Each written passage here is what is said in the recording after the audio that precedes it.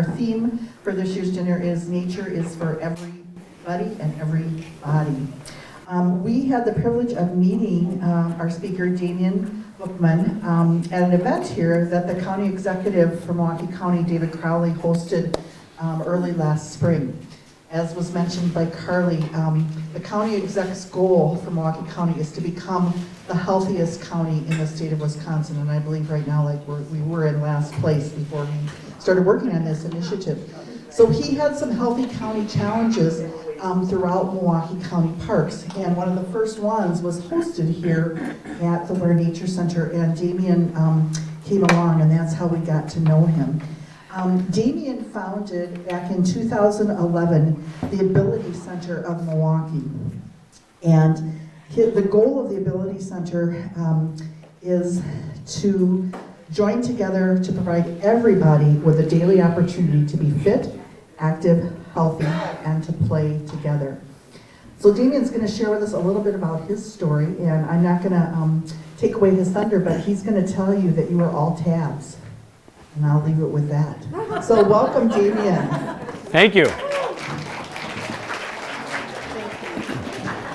Well, I may not go as far as special, but we'll see how this conversation goes today, and you can rate me after that. My apologies for not being with you from the moment this started. You can see I've got a little man over here who had a dive meet this morning. He's busy on the device and the phone. He won't be listening to me at all, so you don't have to worry about any heckling happening from the crowd, namely my son. But we were, of course, busy this morning with the sports things, the things that our kids do. I'm really excited to be here. When I was originally asked to come and have this conversation, I don't always say yes. But the commitment that Ware Nature Center is making and all of you are making to inclusion immediately put me in that frame of yes. There was no reason to say no.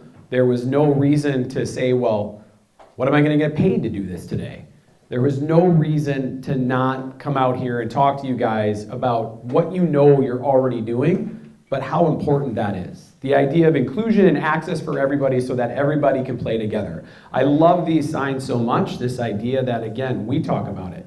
Not just nature, but play is for everybody. And let's talk a little bit about why that's important, why I started the organization, and you'll kind of come down to the fact of why I'm so excited to be here. So when I was 13 years old, I learned this idea of being a tab. And so what does that mean? Being a tab means it's one demographic we all belong to, and it stands for temporarily able-bodied. So think about this, whether it's disease or an accident or the aging process, we are all going to have a need for greater access in the future. Now let me ask a question in the room here. It looks like I might have maybe a handful of people over 40. Just a couple? Just a couple. So who over 40 feels like their body works the same today as it did in your 20s? Anyone? Anyone? We've got one rock star in the room, and two. Okay, good, good. It's Patrick? Patrick, what can you do in your 40s that you couldn't do in your 20s? Think? Well, yeah, so we're not talking about our brain process, we're talking about our body process, right? So at 13 years old, I was diagnosed with bone cancer in my right leg. And I had pretty close immediately, went from being, kind of that future three-sport athlete, as my mom and my sister said to me one day when they came home. They're like, every time we see you, you're picking up a baseball bat, or you're picking up a tennis racket, or you're picking up a basketball, and you're picking up something else, and you're good at all of it. You're going to be that three-sport athlete. The girls are going to love you. You're going to be the B student. You're going to be just that guy in high school. That's what I was projecting. And then on March 7th, 1991, 3 days before my 13th birthday, I was diagnosed with bone cancer. I went from being that athlete to immediately being on crutches and in a knee immobilizer and knowing what that idea of being temporarily able-bodied was. Fast forward, I went into remission. After 7 months in remission, then I was re-diagnosed my freshman year of high school in my left leg. And I had a limb salvage over there too. And so essentially from hip to ankle, I am metal internally. And has anybody ever watched Forrest Gump? Yes? No? So yeah, I'm probably not aging myself in this room. Sorry. So here's the thing, I promise all of you can catch me. I'm very slow. So if you want to beat me down later, I will not run faster than you will, I promise. So I always joke that, I'm supposed to be like the next future Lieutenant Dan. Like by all accounts, by this point, I should be a bilateral above knee amputee. Most of my friends who had bone cancer and survived lost their legs to infection, post-surgery, not even the cancer. I've had 28 knee replacements since I was 13 years old. And I'm still walking on my own two legs, which is unheard of, right? I'm the only known survivor of my diagnosis that anybody can think of. And all of that puts me in this space of wanting to be here, if you're starting to pick up what I'm putting down, to do better, right? To be better, to serve survivorship, and to give back. Now, I've grown up in this world that is not accessible for people. Anybody ever try to push the push buttons on doors for opening them? Maybe 50% of the time they work. Maybe 50% of the time they're even in a good location to push. And we all think that because the Americans with Disabilities Act passed in 1990, over 30 years ago, that everything's accessible. Far from, right? What the ADA has told us is nothing more, for the most part, of new buildings that are built, that you have to get in the door. Does that make sense? Doesn't tell you what opportunities you have to be provided once you're in the door. It just tells you have to get through the door. And you guys are already doing so much better than that. There is actually no requirement that you have accessible pathways out here. This is not a must. This boardwalk out here is not something that had to be done. It was done because it's the right thing to do. And what's amazing is that you guys are leading the way in this. And it is trickling across the county. Not just what you're doing, but some of what we've been doing. So the Ability Center, if you're not familiar, did anybody see Bradford Beach's new ramp and mat that was put there? That was our organization. We turned Bradford Beach literally into the most accessible beach in the country. Now that's a pretty big trophy to put on top of the mountain, right?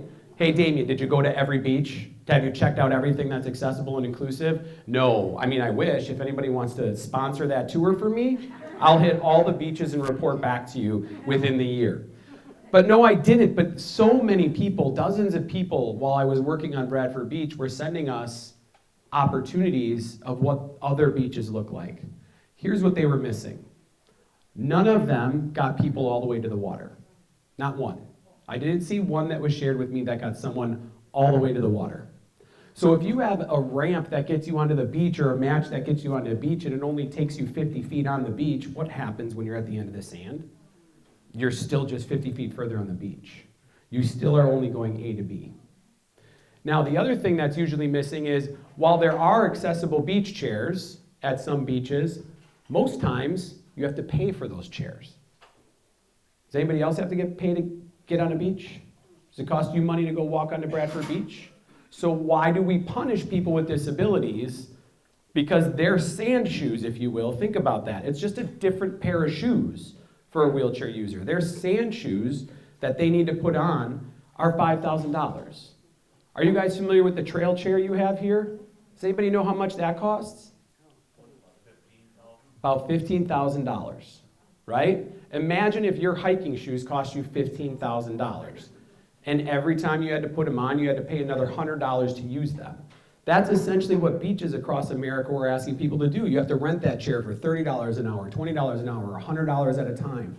Then often there was only one. Maybe there were two.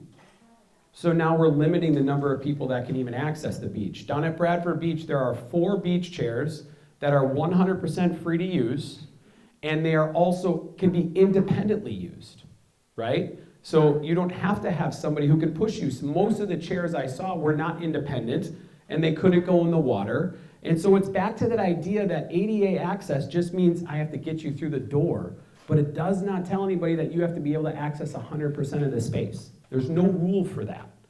And so a lot of the times what we're doing is limiting the opportunity for people to play.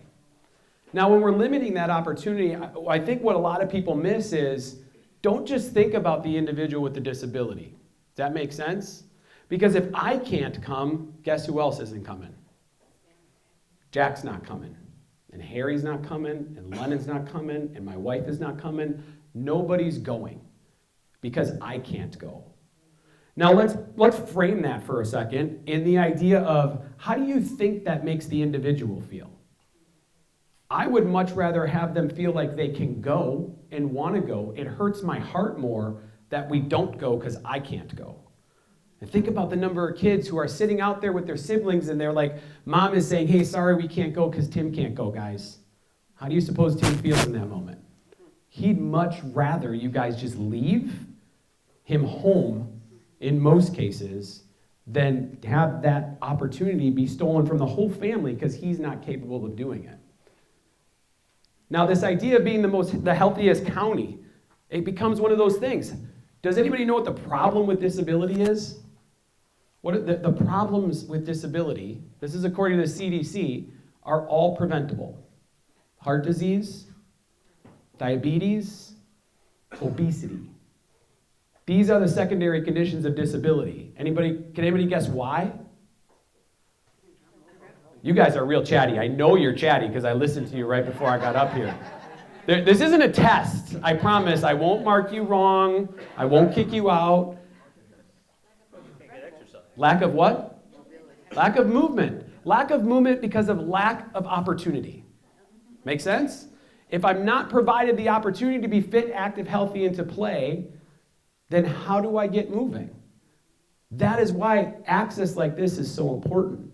And what blows my mind, that Healthy County Challenge thing, when the first thing that County Executive Crawley said is, how are we going to make these events inclusive? And that's when they called us. And that's when we were able to step in and partner with people around the county to say, we're going to step in, we're going to help, we're going to make sure anyone who shows up can play and anyone can participate. Now, the Pettit National Ice Center has been here for over 20 years. Let's talk about that for a second. All it took for us to make ice skating accessible in Milwaukee was $3,000 worth of ice skating sleds. We built a multi-million-dollar building, but we didn't make sure everybody could access it. All it took was $3,000 so that people could put on a different pair of skates, as we say. That's it. And let's talk about who was the first person to use that. Does anybody think the first person to use an ice skating sled was somebody with a disability? Bonnie Blair. She dominated that thing. It was amazing. I was like, I put a Paralympic sled hockey player out there, and Bonnie Blair just dominated this dude. It was amazing. No, not Bonnie Blair. But in her words herself, a clumsy mom was the first person to ever use it. The county looked at her and said, hey, your whole family's out here ice skating. Why aren't you? And she's like, oh, I'm too afraid to fall. I'm clumsy. I just don't want to fall down. I'm afraid to fall. And they said, well, we got these really cool new ice sleds here. You want to try one of those? And the ice sleds are literally just buckets you sit in, and there's picks on the bottom of sticks that propel you with your arms. And so she ice skated with her family instead of watching from the sidelines. Now, I don't know about you, but we think that's amazing. We think that's great. I don't care if somebody has a disability or doesn't have a disability. Anything that limits you from participating, if we can find a way for you to participate, that's fantastic. And families should be able to play together, and families shouldn't be kept out. And we as an organization have been proving that people want to play together. They don't want to be dropped off, right? They don't want to be dropped off, have their family leave, and come pick them up later. Proof, examples. We run the country's most inclusive basketball league, and we can take disability out of that. We have a 3v3 wheelchair basketball league. There are people as young as 10 to 66 that are playing in that league. There are 50 people who have played in that league, only 20 of them actually have a disability. Now if that, again, take disability out, show me a league where men and women and grandmas, grandpas, moms, dads, kids are all playing together equitably. And in what we say, a different pair of shoes, we put people in the wheelchairs and it equalizes the playing field for everybody. And so everybody plays together. And it's pretty amazing to watch that happen of what it looks like. One of the dads in the league, he's got two daughters who have one functioning leg between the two of them, otherwise they're in prosthetics. Anna and Ivy are 10 and 11. And their dad, Preston, tells people all the time, tell me how you can play with your kids equitably and they beat you even when you're trying not to be beaten. Show me where you can do that. He does that. His girls lock him down in that chair, and he can't even pretend to try to lose because he's losing the whole time. And it's this great opportunity for Anna and Ivy to play with Dad on an equal playing field and also feel like they can dominate their dad and laugh at him. It's this great connection where people are then seeing each other eye to eye. They're not always being looked down on, and they're not always looking up at everybody. This is an opportunity for them to see each other eye to eye. Let's talk a minute about the power of those kind of situations. I actually brought a dad and his son. His son had osteogenesis imperfecta. This is brittle bone disease. He's been a power wheelchair user his entire life. He's 26 years old. I watched his dad and his interaction between my friend Jordan. My friend Jordan has a spinal cord injury. He's an everyday wheelchair user. I watched his interaction with Jordan looking down at him, and he's, again, always been in the world of living with somebody with a disability and wheelchair users. He understands this space. But once he sat down in a sport chair and saw Jordan eye to eye, the interaction and the way he presented himself and his body language once he stood up again was completely different. Because he saw Jordan for Jordan. He wasn't looking down at Jordan's chair. He wasn't seeing the wheels. While he was playing with Jordan, he only saw his face. He only saw his eyes. And he realized how hard this might be and how difficult it is, and that people are really just able. Right? Like, let's talk about ability for a second with that. It was an amazing moment to see that. Ability simply means the proficiency to do something well, right? So if anyone wants to come play wheelchair basketball, just going to throw this out there, who's going to be the disabled wheelchair basketball player? You or me?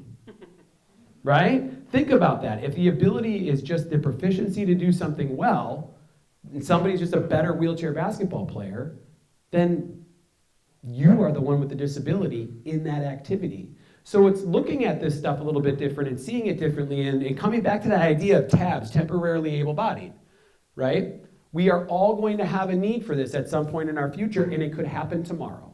That was my case, right? Literally, in less than 24 hours, I went from being this athlete and a future star, as everybody was thinking, to being immobilized and on crutches and with an ambulatory disability the rest of my life. Happened in a flash. So it can happen to any of us. All right, what else can we talk about? Bradford Beach. I'll just finish that conversation since I went off of it, sorry. So now, you've got a path that doesn't look like it's for people with disabilities. Has anybody seen it? Who has seen it? A couple have seen it? So the path was built out of concrete on purpose. I'm not saying this is wrong or bad, let's just be clear. But for somebody who's a power wheelchair user that doesn't have a lot of control of their head, this feels like a rumble strip and they can't keep straight, okay? Doesn't mean this isn't important, doesn't mean this is wrong. It's just we built concrete specifically to be smoother, okay? That was one. Two, it is not a switchback ramp. And it's not a switchback ramp because we didn't want it to look like it's for people with disabilities. We wanted it to be a grand entrance into the beach because one of the most important things we can all do, raise your hand if the places you go to them because you feel welcome, wanted, and comfortable. Think about that a second. You go, you'll keep going. If you didn't feel welcome, wanted, and comfortable wherever you walked in, you're probably not going back. And so the importance in that is to say, we see you, I see you. We wanted it to look like a grand entrance into Bradford Beach, not like this is something for people with disabilities. So we built that. It's a slowly curved path. Now, the other thing is when the engineers first designed it, guess how wide they made it? 5.5 feet. Why do you think they did 5.5 feet? Because it's ADA compliance, right? But if it's 5.5 feet, 2 wheelchairs can't come past each other. Everybody else can walk on the beach side by side, but 2 wheelchairs couldn't. So now someone could come up and somebody could come off the beach, even in the big balloon wheelchairs, and not have to wait for one another. They can go past each other. And a new mom like Carly with her stroller, can go down with her stroller and not have to worry about anybody coming off the beach and not be in anybody's way. That idea of feeling welcome, wanted, and comfortable is really, really important. Then finally, we didn't do a 100-foot mat. We did a 220-foot mat to take you all the way to the water. So if you're not able to get in and out of a beach wheelchair, you can at least get all the way down to the water and have that view. The first day we opened the beach, it was unbelievable. You would have thought that we staged the day. So I said, you're going to see moms on strollers. You're going to see people on bikes. You're going to see people bringing down their athletic equipment or their coolers on this thing. Everybody's going to use this, I promise you. It was like a build it and they will come. On day one, I didn't say this would happen, because who knew that a family on powered unicycles would use it? Yeah, powered unicycles. It was amazing. There was a dad and two daughters who came on just a standing unicycle that was powered all the way down the mat. Someone on their bicycle, all the way down the mat and bellied up to the tiki hut, because Wisconsin, most important thing we can do is grab a beer or a daiquiri on our bike ride. But they bellied right up to the tiki hut, which means what? More consumerism, right? More sales, more revenue, when you can meet the needs for more people. And again, not just people with disabilities, but everybody used it that day. And that's the way we've seen it. I was so excited. This again wasn't staged, but I knew the gentleman who came down, his name was Bill, but he was just coming down with a friend and his wife. He's a power wheelchair user, and they were just going all the way down to the end as close to the water as they could, because that's something he was never able to do before, and they were able to explore the beach together. Finally, on day one of our board members has MS. This is the first day he's been on Bradford Beach in 25 years. 25 years. And the other thing that happened that day is there was a gentleman by the name of Tim Oknikowski who ran the Milwaukee County Office for People with Disabilities. Tim became a quadriplegic on that beach, in that lake, when he dove in head first, when he was 18 years old. Now the ADA passed in 1990, right? On the day he retired is the day we opened Bradford Beach, and the last thing he did was roll back on that beach, on the day he retired. Now that's both heartwarming and awesome, but also very sad and pathetic if you think about it. If you think about it in the space of that's really great, good for Tim, it's also very sad that he was not able to get back on the beach for almost 40 plus years since he had been there again. I don't know that he wanted to be there. He wasn't ready to jump back in the water, I'll tell you that. I was like, you want me to dump you in? He's like, no, I'm good at the end of this mat right here. But he was able to, on the day he retired, see something like that. So we certainly have a heck of a long way to go. But the Ability Center has this goal to make Milwaukee County parks the most inclusive park system in the country. When I started this, I told you guys about the ripple effect that's happening, that's starting here. The dedication to inclusion here is palpable. It's amazing. It's exciting. But since we also opened Bradford Beach, we've had 4 more friends of various parks ask us how they can become accessible, how they can become inclusive. So Juneau Park, we're talking about making it a park for the visually impaired and what that looks like, and just specifically going down that route. Washington Park, Friends of Washington Park, and the band shell want to make sure they can do things like American Sign Language so people who are deaf and hard of hearing can participate in the events. What does it look like to make their whole space a little bit more inclusive and a little more accessible? Amazing. What else? Atkinson Triangle. We've checked into there. And then we've got Grobschmidt Park called us and said, hey, we're doing a bird lookout tower. We want to make sure everybody can access that. What does that look like? And then we as an organization with our Ramp Up movement, we're taking Wisconsin Avenue Park and turning it into the most universal park in the country. So not just accessible, but universal. That's, again, thinking about blindness and visually impaired, the deaf and the hearing impaired, wheelchairs, crutches, walkers, the whole bit from top to bottom. And we're talking about building the country's first universal baseball field. And then everyone loves our nature, right? Nature in our parks is amazing in Milwaukee County. But as we say, just like this says, nature is for everybody, I say everybody deserves to hug a tree. They should be able to get on those trails and hug a tree. They should be able to be out in the middle of nature and explore that and understand how that feels. Now, in the pandemic, what did we learn? The best place to be was where? Outside was the safest place we can be. The outdoors are not open for people with disabilities.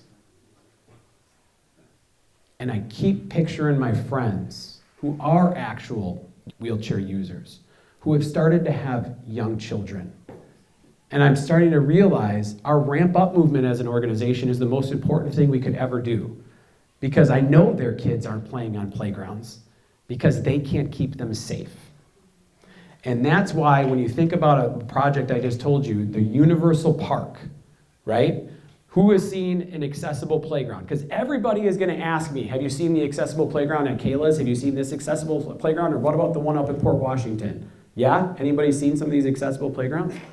Where are accessible playgrounds built? That's one good point. Very good point. But built in what? A playground is built in a park. Why are we limiting where people can access that park? What we're essentially doing, if I pretend this table is the park, is we're saying here, you get to play there. The rest of this isn't for you. Not for you, just right here. And we applaud ourselves and we think we did the most amazing thing. And don't get me wrong, it's not that that's not good. It's not that I'm not grateful or thankful for it. But what happens, who's a parent? Who's a parent? Our number one job is to do our best to keep our kids safe. If I'm an actual wheelchair user, what happens when my child escapes that playground? Into the rest of the park. If I can't keep them safe, I don't bring them to a park. That's why the whole 18 acres of Wisconsin Avenue Park will be inclusive. I would hope that that's also not just for the individual's experience, but why we want to make the entirety of Ware Nature Center inclusive and accessible. Because safety is the number one thing, and a lot of people are being left out when the whole park isn't accessible. Lastly, I'll say, think about it this way. Think about it as a consumer. Who would be happy if you went to the Starbucks, got yourself a drink, you paid for it, and then they ripped the cup out of your hand after you took one sip and threw it away? Would anybody be cool with that? Would anybody want a refund? Because if you think about it, that's the value of experience we're giving people with disabilities. We don't ask them to pay less, but we offer them about 10% access. We don't say, hey, it's a $10 ticket, but because you're disabled, you only have to pay $1. But that's about the amount of experience that people are getting.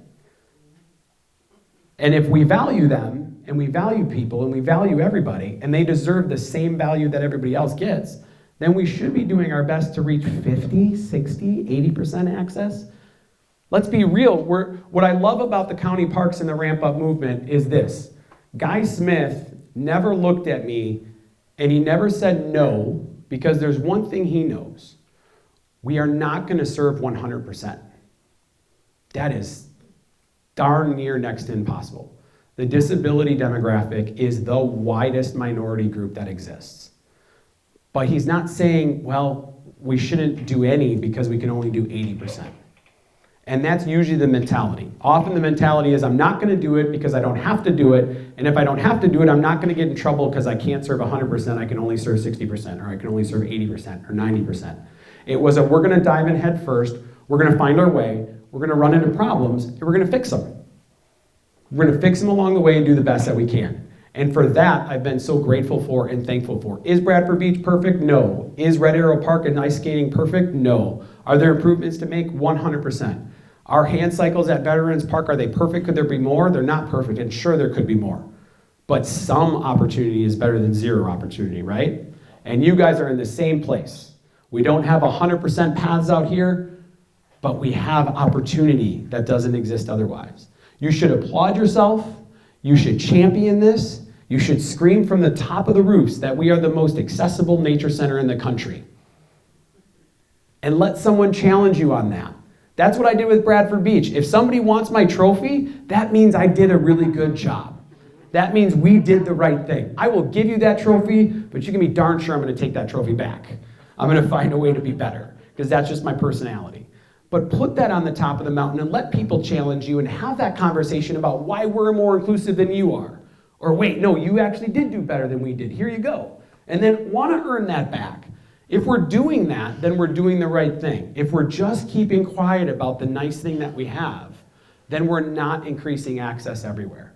So it can never just be about us or the thing we did or the one location. Champion the location you did, champion the thing you did, scream it from the top of the mountains, and encourage other people to do the same. Because that's what's happening. You guys have done it, The Ability Center has done it. Ramp Up has done it. And because we've been so loud, other parks are asking us, how do we do it? And I think that's pretty cool. The parks need help, right? I think a really great vision to get people behind helping the parks is to say, we want to be the most inclusive park system in the country. And we started by becoming one of the most inclusive nature centers in the country. Fair? I hope you'll join me in that idea, in that concept, so that you can play, so that I can play, so that Jack can play with me, and we can all play together. Because that's what people want to do. People with disabilities are tired of being dropped off. I don't want to be dropped off at Independence First or MCFI or just at Special Olympics alone. I want you to play with me. I want to participate with you. I want you to want to participate with me. I didn't play with my brother-in-law until I was 40. I've known him since I was 13. That's not okay, and I think we can do better. And what I'm so excited about is that everybody is finally willing to do better. 14 years ago when I started this organization, nobody gave a, pardon my French, crap about people with disabilities. Nobody. Nobody did a thing. Now our phone is ringing off the hook and saying, how do we do better? And that's such an honor and such a pleasure, and clearly has been, I've never been here until a while ago, and has been clearly been being led by people like you guys. So give yourselves a round of applause, for real, clap for yourselves, because you've done a wonderful thing here. We've got to get that information out, we've got to let everybody know. So I can't say thank you enough for what you've done. Thank you so much for listening to me rant. It's been a pleasure to be with you guys today, and I hear this is kind of your first time back in the room, yeah? So welcome back to the room. That feels good, doesn't it? Thank you all so much. Happy Sunday.